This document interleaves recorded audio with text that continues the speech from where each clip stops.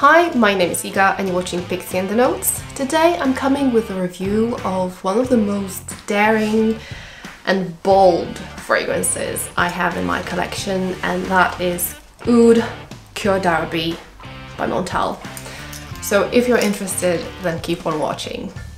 Leather, agar wood, tobacco and birch. This short list of ingredients really underrepresents this audacious complexity and depth of this composition. So for me, Aoud Cuir d'Arabie opens with this very natural smelling oud, and after an hour or so it just goes to the background and gives way to the second protagonist of this show, namely leather. Definitely Aoud Cuir d'Arabie is not for the faint of heart. This is a very particular and very bold fragrance, so you either love it or hate it. For me it's definitely love. So as I said, Aoud Cuir d'Arabie opens with this natural smelling oud. And to my inexperienced Western nose, it reminded me of one of the oud oils I had opportunity to smell, and I remember being really surprised that it was full of this complexity, almost like a very complex perfume of its own. And when I sniffed Aoud Cuir d'Arabie blindly, I remember saying, well, this smells like one of those oud oils. It's definitely not a Montale oud. So little did I know.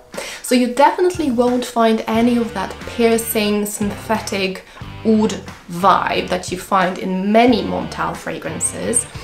Here, oud is really like slightly barnyardy with floral, slightly fruity facets. It's pretty soft, and then we get leather, and leather here is pretty rough and raw, like a freshly tanned leather. So you definitely won't find a delicate, smooth suede here. It's rather in your face.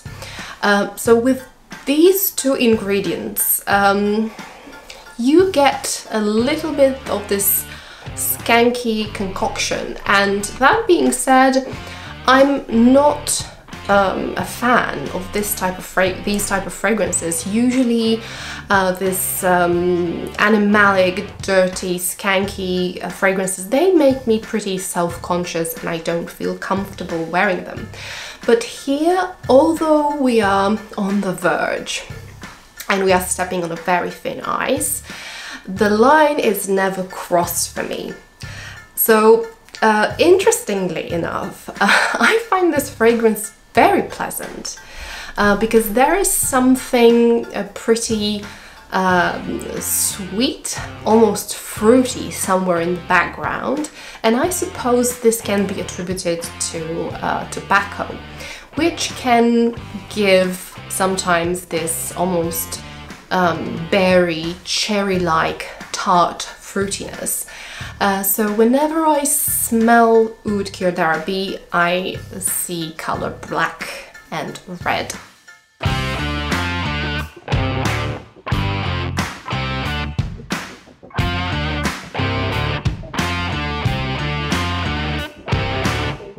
So what I love about Aoud Cuir d'Arabie is that while being this bold, unapologetic, dark, mysterious, balsamic composition, it still manages to maintain that cushiony roundness, that fruity softness that is almost delicious, and I find it quite fascinating.